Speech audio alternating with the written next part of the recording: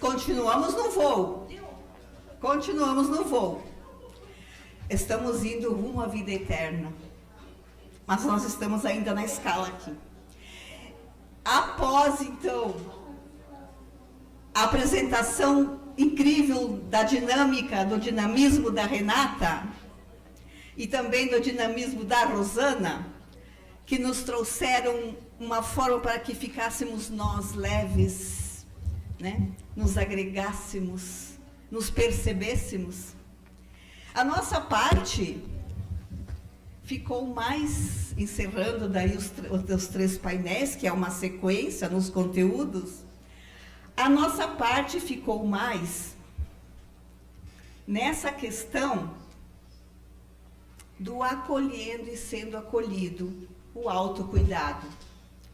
E esse nosso painel será mais reflexivo. De repente nós vamos ficar até chatos, depois do dinamismo das duas ali. Mas é necessário que venhamos a refletir um pouquinho nessa questão de nós acolher, ser acolhido e estarmos atentos a esse autocuidado. Mas antes, uma pergunta. Quem aqui é espírita? Todos somos espíritas? Sim. Eu, às vezes, me vejo como aspirante a espírita. Nós estamos no caminho. Então, enquanto aqui estamos, né, Encontro Regional de Trabalhadores Espíritas da 14ª URI. Então, somos espíritas. Aí, nós vamos, então, já que somos espíritas, nós afirmamos, né? A Rosana comentou do livro e a Renata, da Ana Teresa Camasmi, mas também nós usamos esse livro, A Convivência na Casa Espírita, né, de Gerry Almeida. Esse livro também nos traz muitos ensinamentos, então nós estamos também usando esse da Convivência na Casa Espírita e o da Ana Teresa.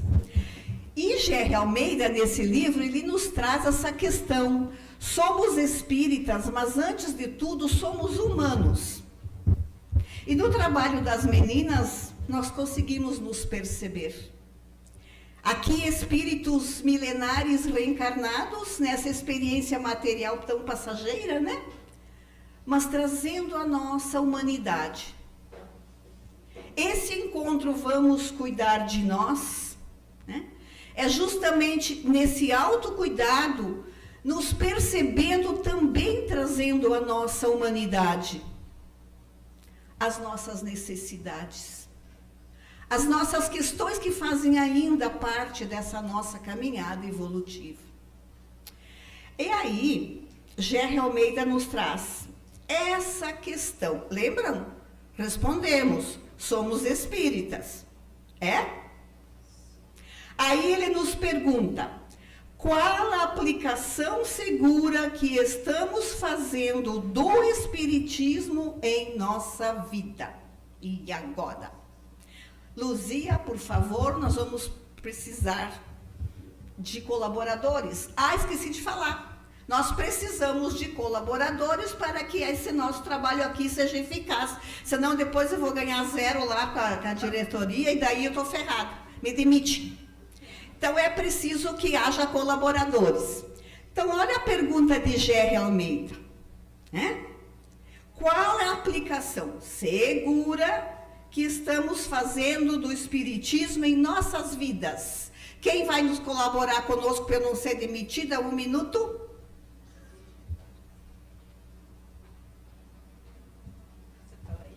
O estudo. Ótimo. Quem mais levantou a mão aí?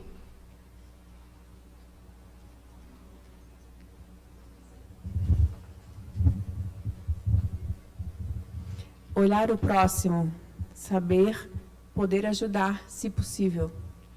Muito bom, ajuda. Lá, Luzia. Cara. O que é? Acho que eu não vi.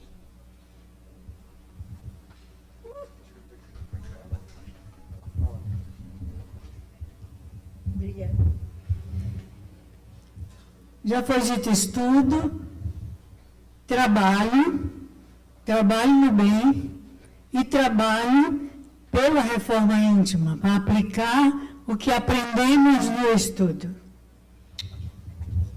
Muito bom. Mais alguém?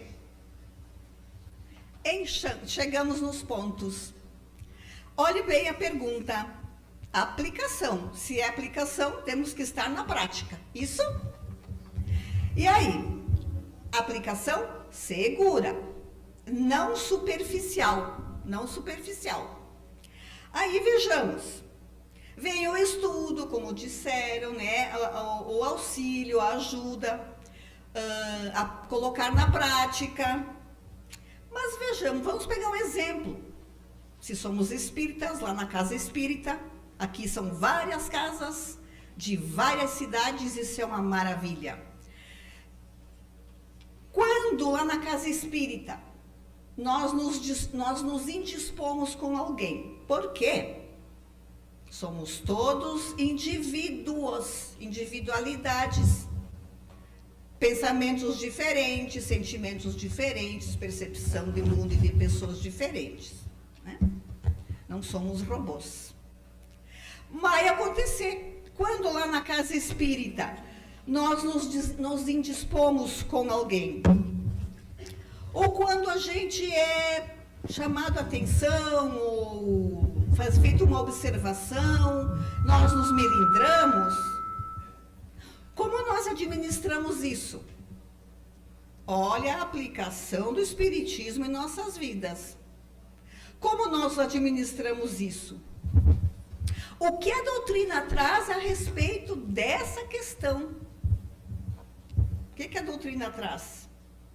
O que ela nos orienta nas diversas situações que surgem em nossa vida dentro lá da casa espírita ou dentro da federativa do movimento espírita? Aplicamos na prática? Pensemos. Eu coloquei que a nossa parte seria bem reflexiva. Aplicamos na prática? Ou nós nos deixamos conduzir pelas questões do mundo aí? Não observamos toda essa gama de conhecimento que o Espiritismo traz? Guardamos os melindres? Ficamos de querenga com o irmão que nos indispomos ou resolvemos? O que a doutrina coloca? Vamos pegar o Evangelho. Quando tiveres algo contra o teu irmão, vá e em particular resolve com ele, está no Evangelho. Fazemos isso na casa espírita? Ou ficamos alimentando dissensões, discórdias? Vejam que nós estamos aqui tratando do autocuidado, mas essa questão é autocuidado.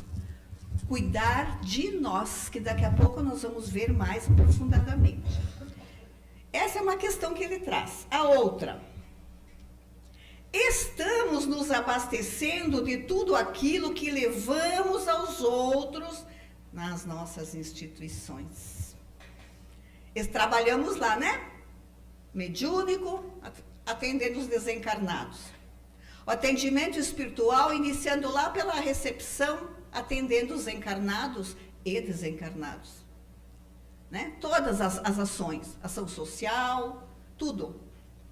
Nós, trabalhadores espíritas, nos abastecemos daquilo que nós levamos para o outro?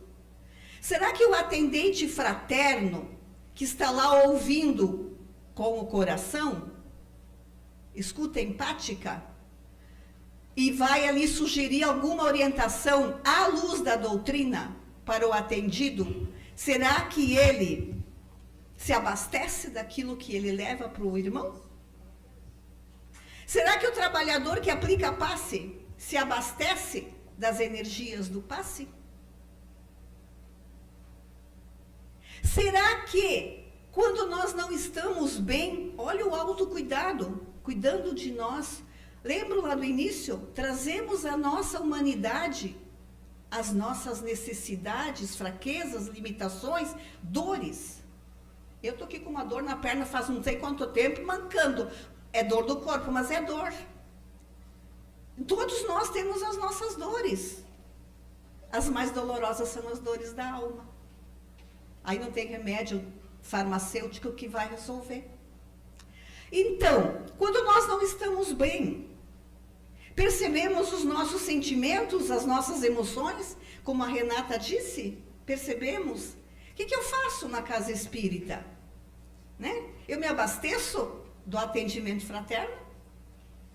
Eu tenho confiança na minha instituição espírita, procurar os atendentes fraternos para fazer o meu desabafo?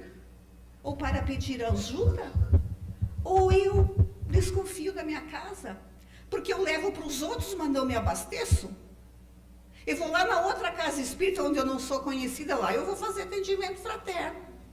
Vejamos a incoerência, muitas vezes, desse perceber-se espírita. Confiamos? Temos essa convivência fraterna, esta convivência espontânea de confiança com os nossos irmãos da mesma casa? Nos abastecemos disso? É necessário que pensemos. Necessário que pensemos. E dentro disso, como nós administramos as nossas mágoas? Olha lá os sentimentos que a Renata trouxe a questão. Administramos evangelicamente as nossas mágoas? Por que evangelicamente? Lá no Evangelho. Perdoai o teu inimigo, perdoa as ofensas. 70 vezes, 7 vezes, Pedro. É a mágoa? Evangelicamente. Ah, eu perdoo, mas eu não esqueço. Evangelicamente. Claro que nós não vamos sofrer de amnésia. A situação estará na nossa memória. A situação. Mas não a mágoa. Se nós estamos, sim, nos abastecendo evangelicamente daquilo que o Evangelho nos traz. Acho que foi a Renata no início falou. O Evangelho não é é o único caminho seguro para alcançarmos a perfeição e essa vida futura.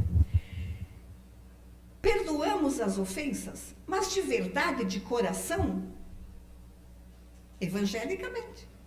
Né? E aí, nesse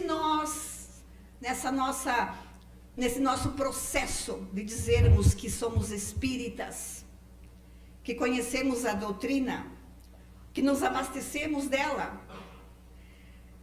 como que será os nossos relacionamentos? A nossa presença, quando nós estamos no grupo, nós transmitimos tranquilidade e paz com a nossa presença? Ou nós geramos discórdias, dissensões, mesmo que camufladas? Como? Somos espíritas. Aí vem o chavão. Ô, família espírita, família Teresa, família núcleo, família isso. Evangelicamente? Ou só da boca para fora? Essas questões nós precisamos nos perguntar. Mas nós já vamos chegar lá no autocuidado bem gostoso para nós. Não se preocupe. Aí, mais uma pergunta do Gerry. Nós nos nutrimos dos frutos da doutrina tentando nos espiritualizarmos. Ai, ai. Esta palavra, espiritualizarmos, vem junto com evangelizarmos. Não é só a criança e o adolescente que precisa ser evangelizado. Primeiro o adulto, porque ele que está ali orientando a criança e o adolescente. Então, esses frutos da doutrina calam em nós, nos nossos sentimentos, nos nossos pensamentos, para que nós possamos nos espiritualizarmos, praticando esses ensinamentos, imperfeitos ainda. Imperfeitos, porque nós trazemos, né?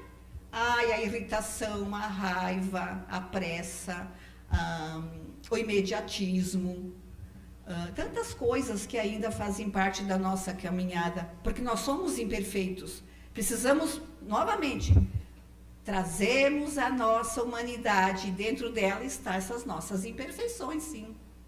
Acolhemos essas imperfeições? Será que eu acolho em mim essas imperfeições que eu trago? Porque se eu não acolher as minhas imperfeições, eu não aceitá-las, como é que eu vou trabalhá-las para superá-las? Se eu ficar negando as minhas imperfeições, como poderei trabalhar nelas para que eu possa me melhorar, me cuidar melhor, cuidar de mim, cuidar dos pensamentos, dos sentimentos que vão gerar ações? Então fica essa pergunta aí, nessa questão de tentar nos espiritualizarmos. Agora vamos precisar dos colaboradores. O que nós entendemos por espiritualidade? Vamos lá. O que nós entendemos por espiritualidade? A verdadeira vida. Verdadeira vida. Obrigada, Leda. Quem mais? Vamos lá. O que é a espiritualidade que nós estamos falando?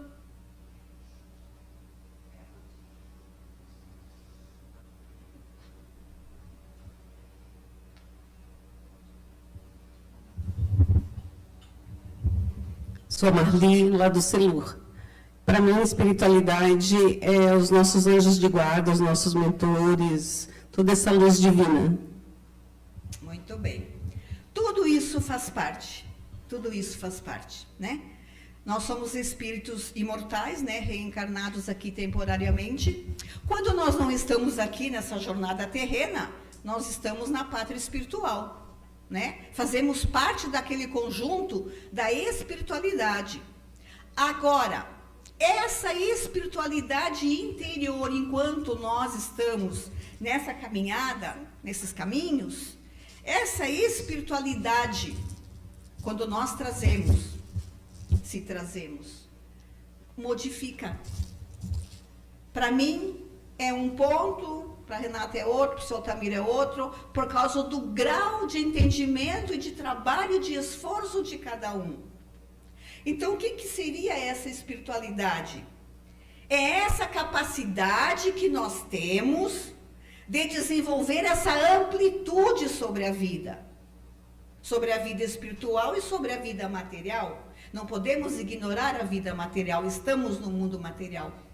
Temos as nossas necessidades que devem ser atendidas no mundo material. Então, essa capacidade gerenciar essa amplitude sobre a vida e mergulhar para dentro de nós mesmos. A pessoa espiritualizada, ela consegue fazer esse processo de mergulhar dentro de si mesmo, aí indo se autoconhecendo, se auto-percebendo. Aí, então, vejam, quando nós mergulhamos para dentro de nós mesmos, primeiro passo, vamos nos perceber sim espíritos imortais. Porque de rótulos o mundo está cheio. Nós espíritas usamos muito rótulos e chavões. É necessário que internalizemos, que reflitamos. Então, mergulhar para dentro de nós mesmos, aí nós vamos perceber que as pessoas espiritualizadas, que não quer dizer rótulo religioso, uma pessoa que não tem rótulo religioso, ela pode ser profundamente espiritualizada. E um espírita que pode lá estar toda semana, fazendo exposições belíssimas no centro espírita, de repente ela não seja espiritualizada. Então, essa questão das pessoas espiritualizadas, elas aprendem a controlar alguns pontos. O que será que elas aprendem a controlar? Aprendem a controlar, é esforço, né? Primeiro passo, aprendem a controlar a sede de consumo, porque a sede de consumo é questão profundamente arraigada à matéria. Elas aprendem a controlar a ambição. Ambição é necessário, é preciso que haja um equilíbrio. Elas aprendem a controlar a inveja, o ciúme, o orgulho, o egoísmo, a intolerância. Aprendem a controlar. Vejamos, estamos caminhando. Ainda estamos aqui no voo. Nem alcançamos a vida eterna, que vai demorar um pouco. Então, estamos aqui. Então, nós vamos ter esse esforço de controlarmos isso em nós. Essa é a pessoa espiritualizada. Não é aquela que vive na igreja, ou que vive no centro espírita, ou que faz palestras maravilhosas, ou que é o guru lá do atendimento fraterno. Essas questões. E aí, essas pessoas que já conseguem controlar esses fatos, elas tornam referenciais de benevolência e de equilíbrio emocional e espiritual onde elas se encontram. Referenciais. Lembra que nós perguntamos lá nas outras questões? Como que nós administramos os conflitos na casa espírita? Como estamos nós ali? Sejamos nós dirigentes, líderes, coordenadores de áreas, trabalhadores de todas as áreas, não importa. Né? Não importa. Então, essas questões que Gé realmente traz desse livro, A Convivência na Casa Espírita, que fica a sugestão de leitura, nos faz pensar nisso. Agora, aqui, dando continuidade, agora bem exatamente no autocuidado, que a Renata mencionou o livro, né? Da Ana Teresa Camasmi, Caminha que a vida te encontra. Cadê a Luzia? Preciso que passe o microfone ali, que eu vou pedir para a Ruth fazer a leitura desse texto. Nós vamos precisar ler o texto para depois comentarmos. Boa tarde a todos, sou a Ruth do Centro Teresa de Jesus. Caminha que a vida te encontra. Ana Teresa Camasmi, aprendendo a cuidar de si mesmo. Jesus era seguido por uma multidão formada de pessoas que se sentiam atraídas por ele, acolhidas pela palavra dele e que ficavam profundamente tocadas pelo que ele tinha a dizer. Além dos discípulos que não se separavam naquela convivência transformadora, havia também outros grupos de pessoas que acabavam tendo um contato importante com Jesus. Um deles, aquele formado por pessoas que eram curadas por ele. Há um detalhe importante sobre esse grupo.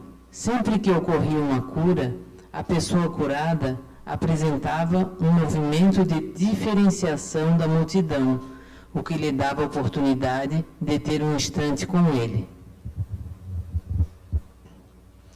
O segundo ponto é o que todas as pessoas eram seguidas de uma orientação de Jesus para que retirassem os velhos modos de agir e dessem um passo novo em suas vidas. Podemos ver que há nessas pessoas a confirmação de palavras buscai e achareis, pois todo aquele que foi ao encontro de Jesus nunca mais voltou a ser o mesmo. Todos os que foram cuidados por Jesus receberam seu olhar protetor e compassivo, mas Jesus deixava com eles a parte que lhes cabia cuidar, ou seja, o cuidado de si, aquele sem o qual nenhuma cura se efetiva. Por isso, Jesus, ao final, sempre deixava uma recomendação de autocuidado para cada um. Obrigada, Ruth. Vejam bem.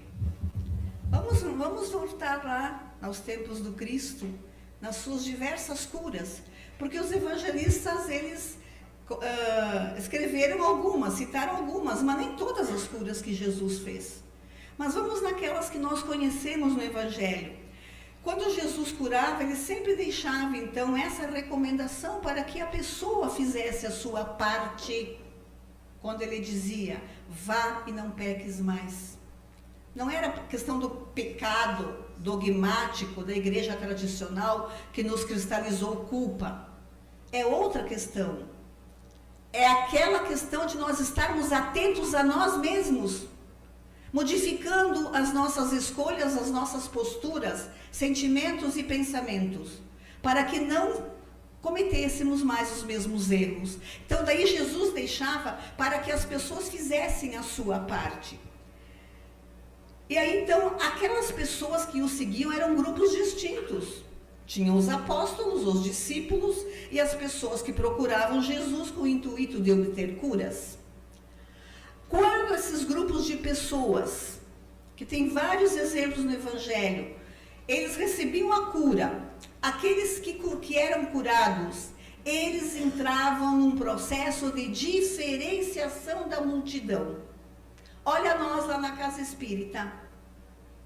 Estamos na Casa Espírita trazendo a nossa humanidade.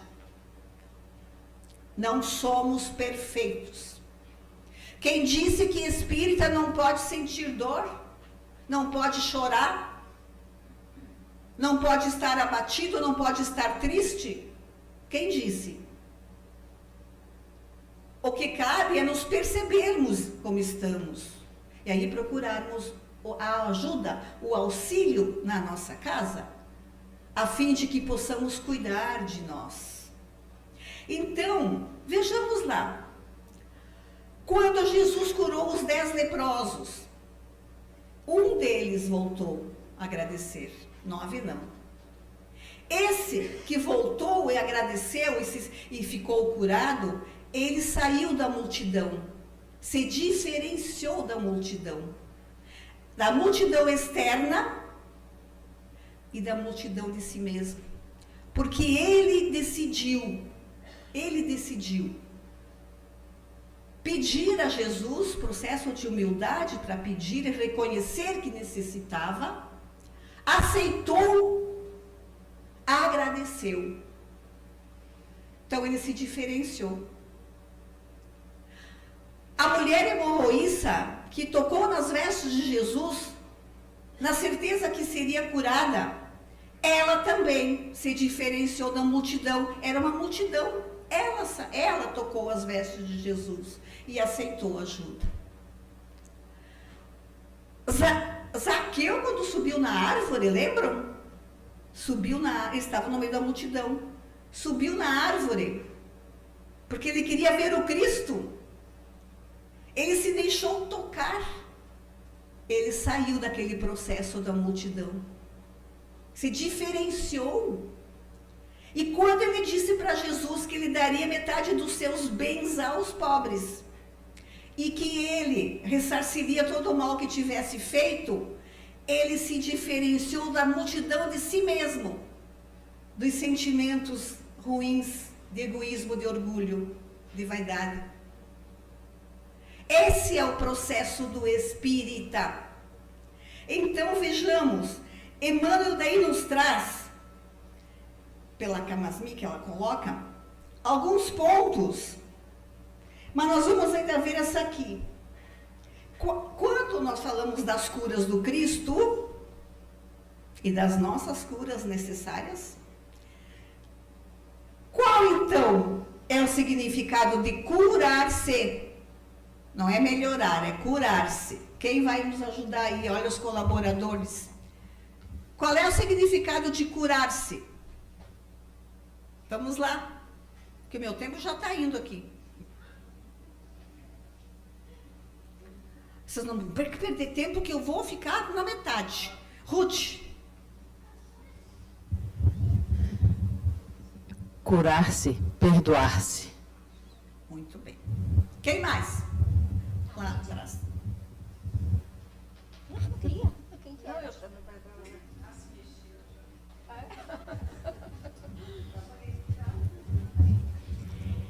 Primeiro me conhecer, me autoconhecer, reconhecendo todas as imperfeições que eu tenho e utilizando o melhor caminho, que é o Evangelho, buscando melhorar.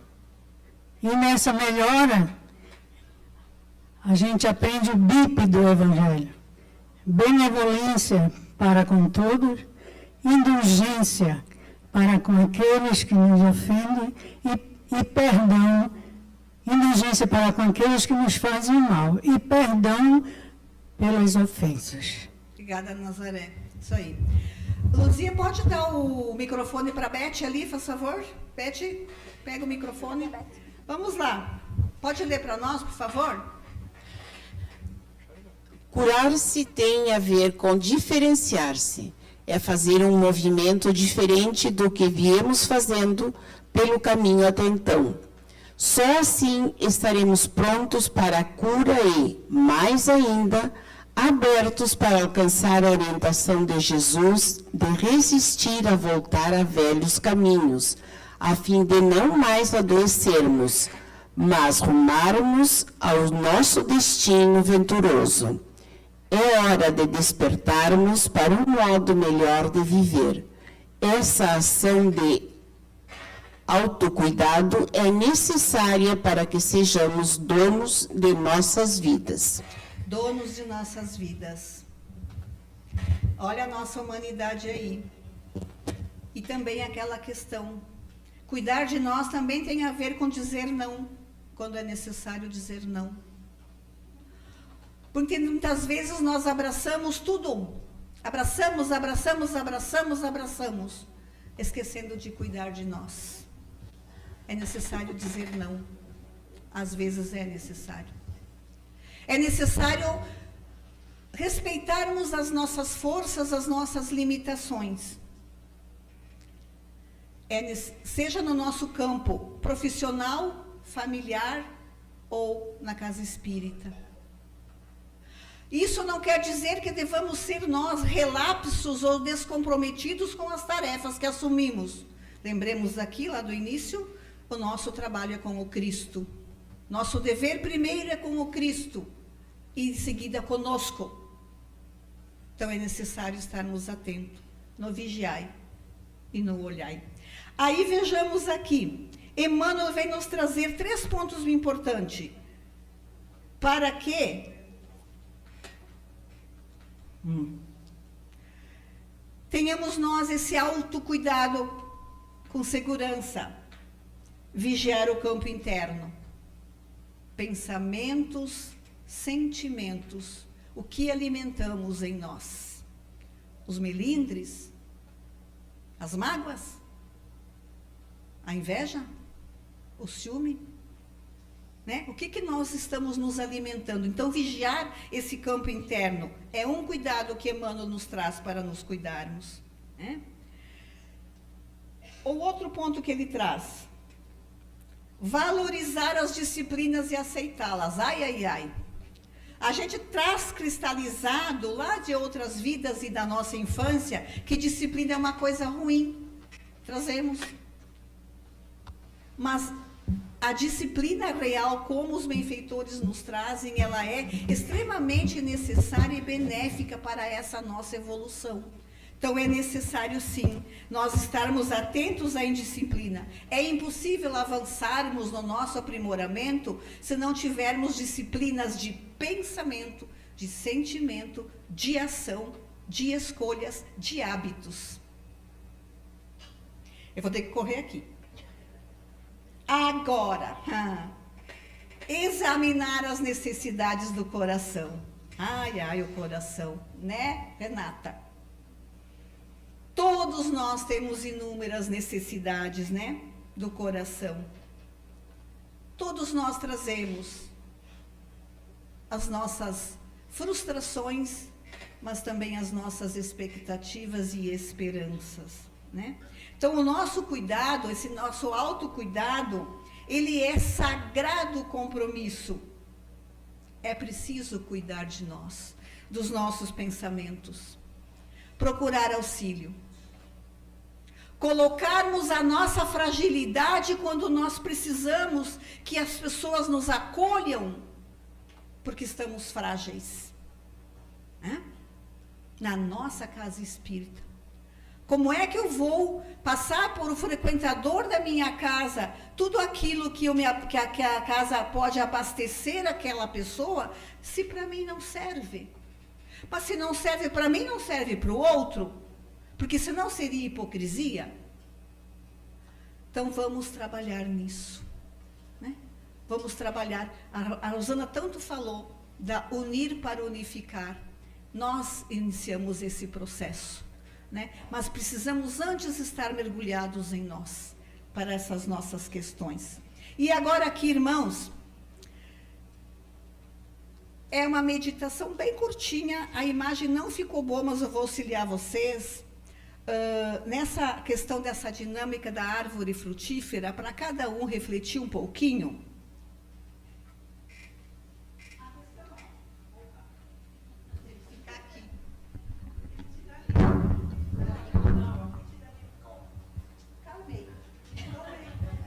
A questão é, ao analisar a árvore frutífera, reflita em que estágio de desenvolvimento perceba que me encontro hoje nos diversos aspectos da vida. Eu já vou passar que tem maior, certo?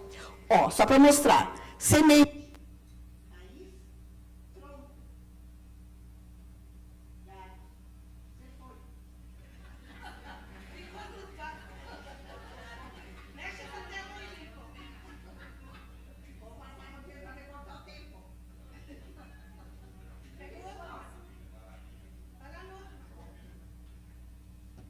Aqui eu voltei. Eu vou aqui, ó. Agora me ajeitei.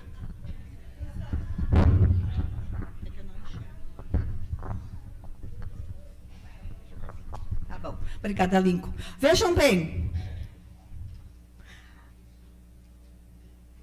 Eu gostei da rosinha aqui, ó. Aqui, ó, árvore frutífera. Diagnóstico pessoal. Estágios de desenvolvimento. Semente, raiz, tronco, galhos, flor, fruto. Vou convidar a todos aqui agora que mergulhem dentro de si mesmo. Mergulhem dentro de si mesmo. Esqueçam quem está do lado. Esqueçam o café. Continuamos no voo. O avião ainda não chegou. E vejamos. Às vezes eu perco a luzinha. Ai. Ó, não dá para ler muito aqui, ó. Aspectos, qualidade de vida ali. Mas não fica, Carlos. Pessoal, profissional e lá embaixo de relacionamentos, certo? Mergulhem em si mesmos. No aspecto qualidade de vida, eu estou lá na semente,